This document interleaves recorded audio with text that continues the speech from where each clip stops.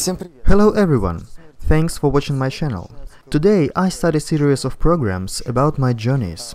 Right now I'm at Helsinki-Vantaa airport, from whence in a few minutes my journey to Australia and New Zealand begins. So I invite you to come with me.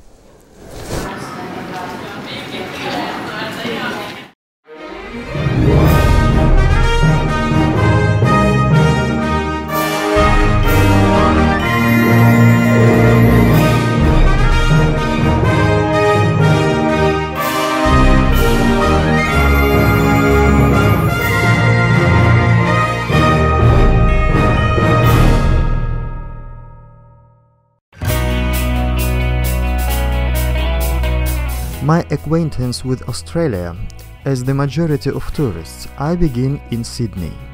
Sydney is not the capital city, however, it's the biggest city of the country, the heart of Australia nowadays. The city perfectly suits those who are tired of the old world and eager to see a new, flourishing and vigorously developing one. However, many things here remind about former links to the British Empire, starting from the British Queen on the banknotes, the flag and finally the barracks for the prisoners who built the city. Despite the modernity, there is no feeling of fuzziness as in New York City, for instance.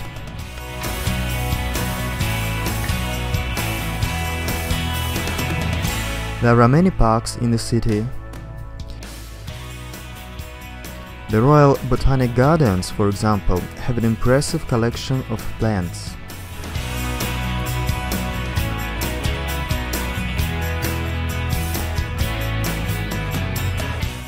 Flying foxes also live here, reminding everyone of their presence with sharp sounds. The bay exits to the Tasman Sea, making, in my opinion, a romantic atmosphere.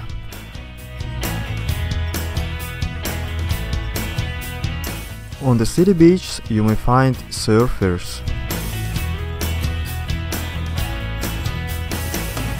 Of course, the most popular site of the city is Sydney Opera House. This easily recognizable building, a project of the Danish architect Jørn Utzon, became a visiting card of the city a long time ago. The famous Harbour Bridge is situated opposite the Opera House, the largest bridge in Sydney.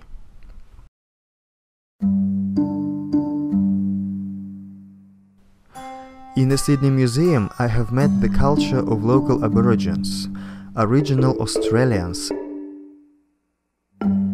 In their incredibly colorful paintings, an absolutely different Australia is pictured, different from the contemporary point of view.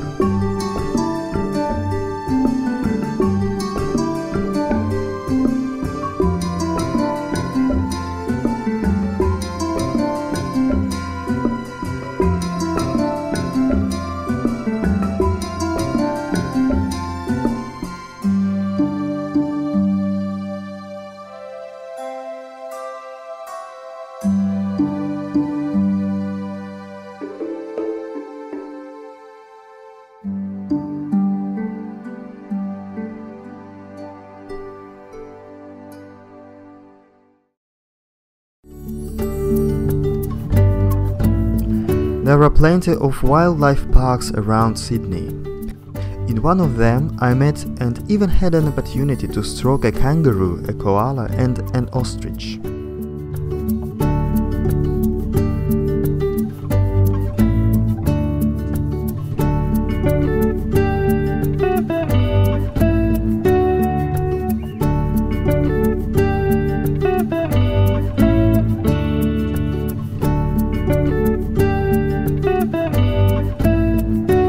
There were cockatoos, dingo dogs and even the penguins, which live in warm conditions.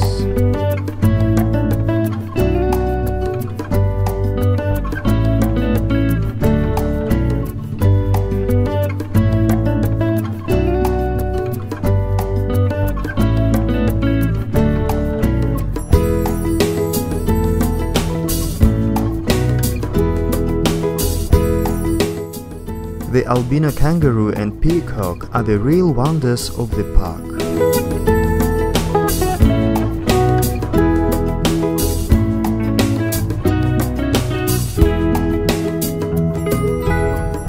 But most of all, I like Tasmanian devil, which I have heard of but never seen before.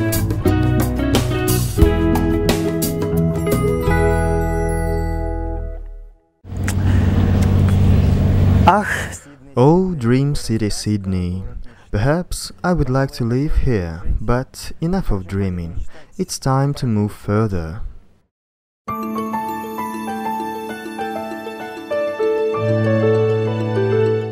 My journey continued to New Zealand.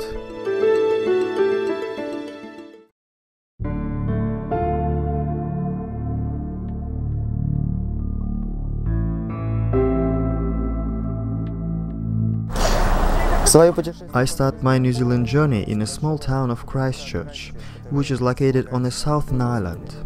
Unfortunately, there was a serious earthquake, and the center of the town became severely damaged, including the main site, the cathedral.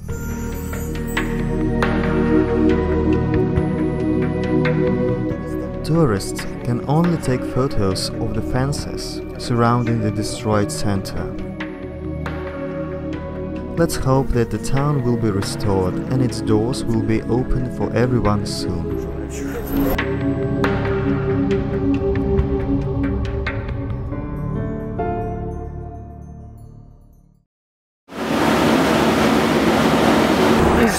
Well, dear friends, right now I'm at the Christchurch railway station. It's 6:30 AM in the morning and quite chilly. In just a few moments I will board this wonderful train which will carry me throughout the whole of New Zealand.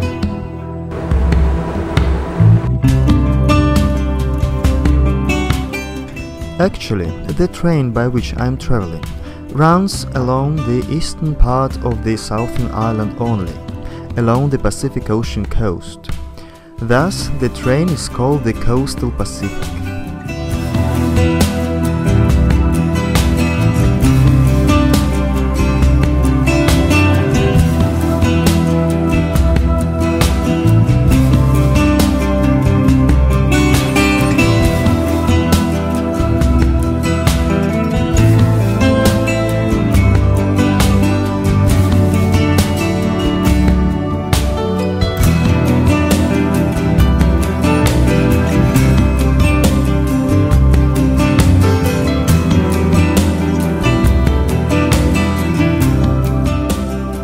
Once someone said, better than a sea can be only another sea.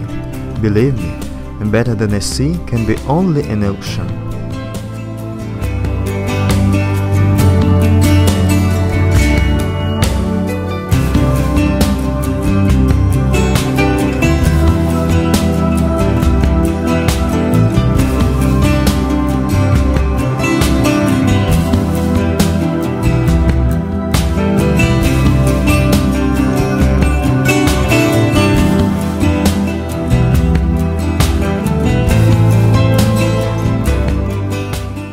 Finally, the Coastal Pacific has arrived at Picton, where some very unusual transport was waiting for me.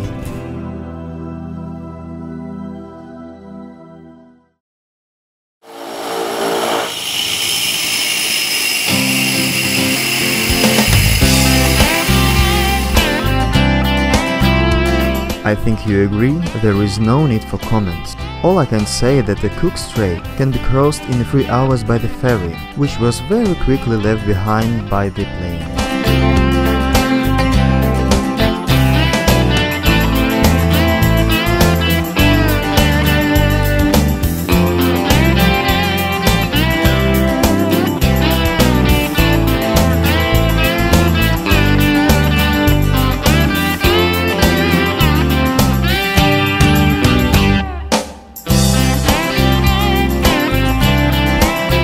I have arrived at Wellington. The city appeared modern, cozy and a little bit provincial at the same time.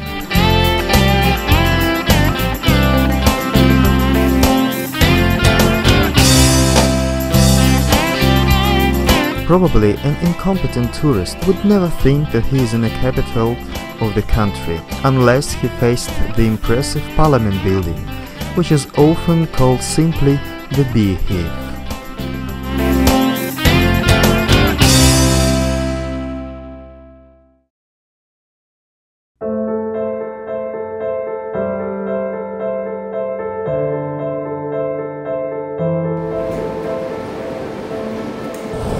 Дорогие друзья, Dear friends, my New Zealand journey continues. Right now I'm on the Northern Island. Again, I'm traveling by train from the city of Wellington to the National Park station. The last one is situated at the foot of Mount Ruapehu, the highest peak of the island, if I'm right. The mountain is also known to be an active volcano. So I'm going to stay there for 3 days and I will try to climb the mountain. Well, let's see what happens. Посмотрим, что из этого выйдет.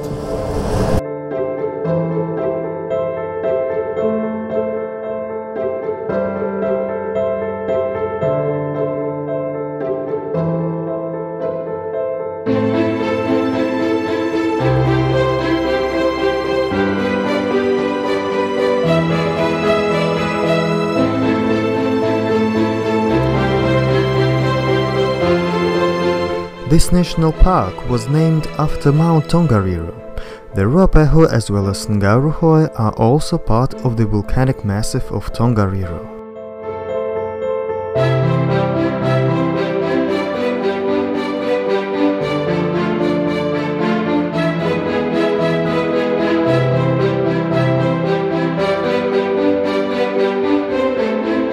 It's hard to believe that such a still and peaceful place sometimes shudders upon eruption of these giants.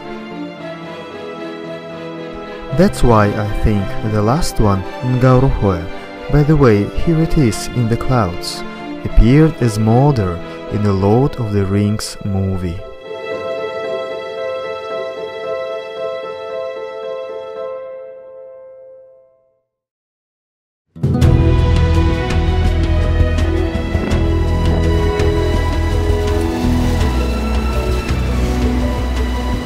My journey continues. The Northern Islands tourism train, the Overlander, brings me to Auckland City, my final destination in New Zealand.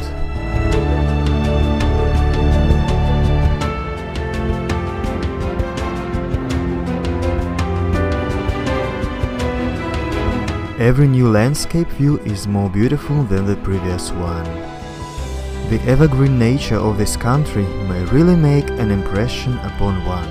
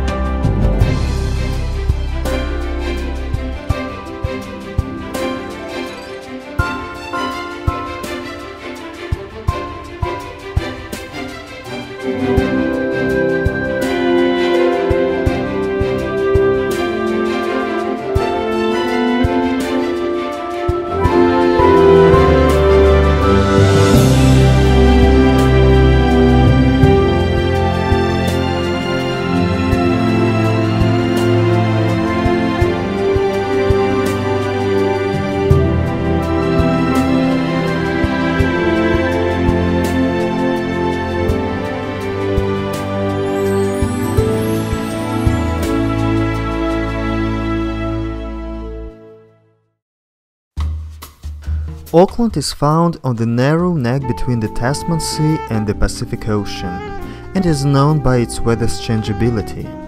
Locals say, if you don't like the weather in Auckland, then just wait for 10 minutes.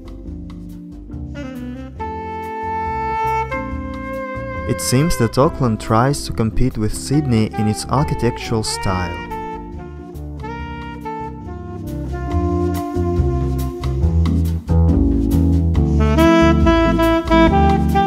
Auckland is considered not only the largest city of New Zealand, but of the whole Polynesia as well.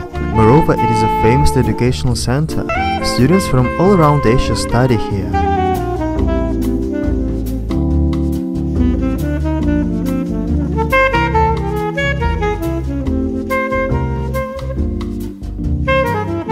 Due to the picturesqueness of nature here, New Zealand has become an attractive place for filming. As in Australia, I would like to bring your attention on the culture of the Maori people, native inhabitants of the land, the language of whom has official status. The word Maori means normal, natural, common. It was used to distinguish the common people from the gods whom the Maori believed in.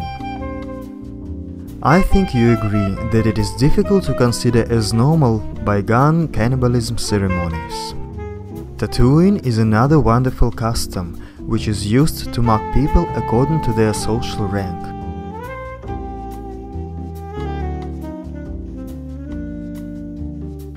New Zealand's fauna cannot leave any zoologist untouched. As for me, I like the kiwi bird the most. A pity, but this nocturnal creature is difficult to meet nowadays in nature.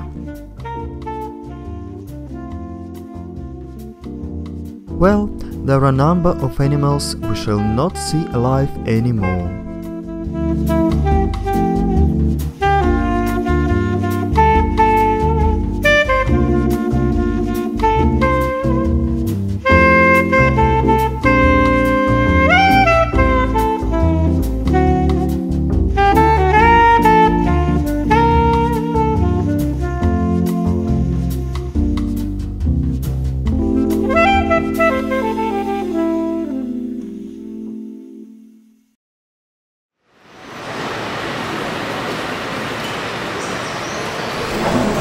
Dear friends, right now I'm at the Auckland airport, where my New Zealand trip comes to an end.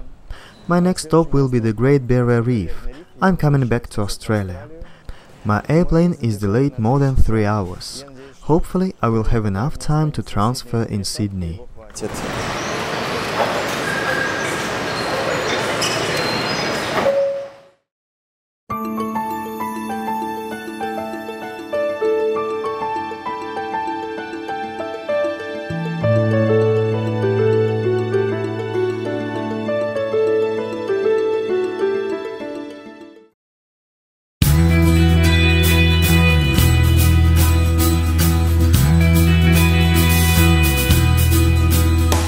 As you may see, I made into my plane in time. However, it's better not to go into detail regarding this flight. Again, I'm in Australia. It is exciting and hotter than before.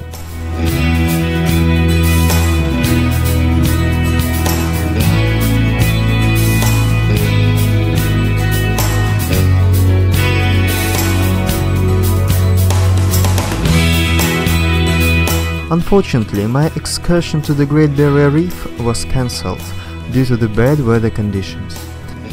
Well, I will have another chance to go there next time.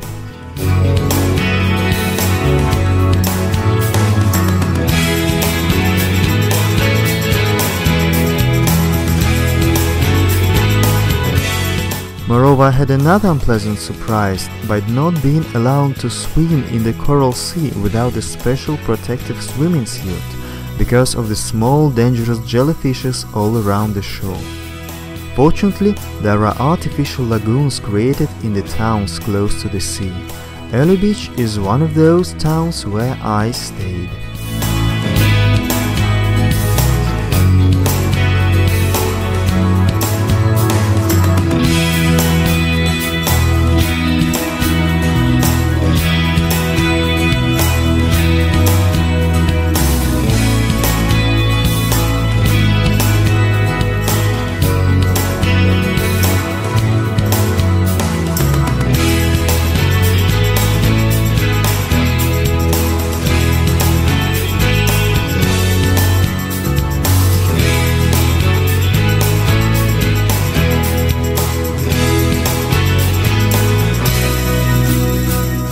In a few days I departed to Melbourne, the last city of my journey.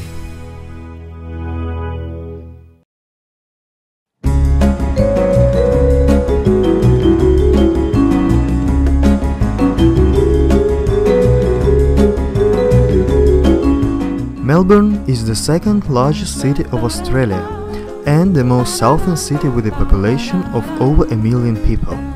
You may easily hop off the free tourism tram running around the city center and go sightseeing. Among the sights, Flinders Street Railway Station,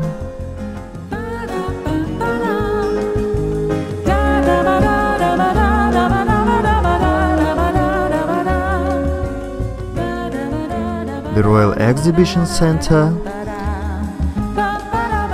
and St. Patrick's Cathedral immediately strike one's eye.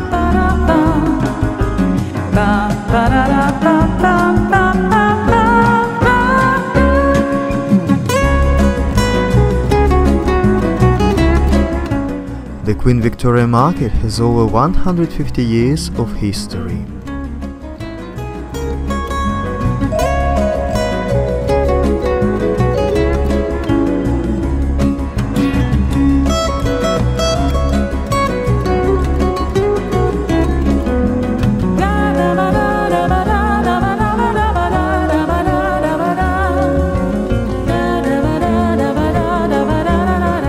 The Immigration Museum tells the settler history of Australia and touches everyone who has left the motherland for any reason.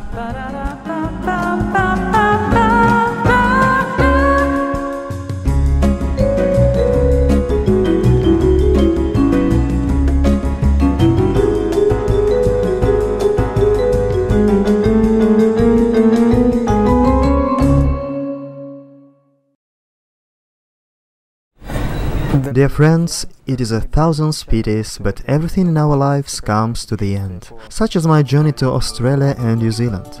I'm very happy that I had an opportunity to visit these two wonderful countries. Of course, I recommend that everyone come here.